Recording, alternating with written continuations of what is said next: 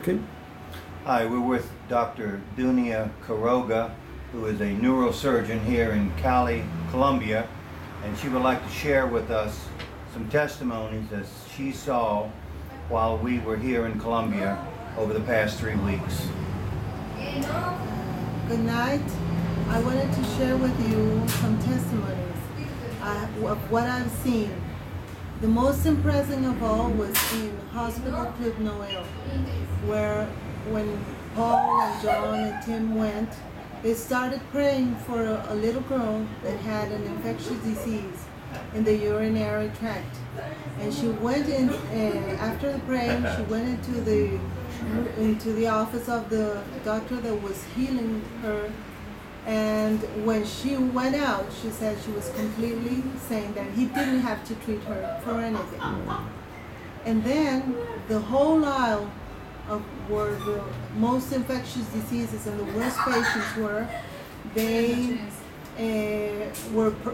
all these boys were prayed for, and the next week no one was in the aisle.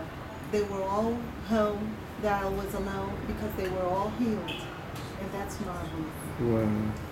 And then I had my mother-in-law who had also a problem in her urinary bladder, and she needed catheter all the time. And the next day after Paul and John and Tim prayed for her, she went to the urologist and she asked him to take out the catheter. And he didn't want very much, but he finally accepted. And now she doesn't need it anymore. She can evacuate normally. And that's another marvelous thing. Wow. A great miracle of the Lord. And then we went to Clínica Rosario, and we also saw a man that was hemiplegic. And this man had a stroke. But after we prayed, even in the moment we were praying for him, he started moving his hemiplegic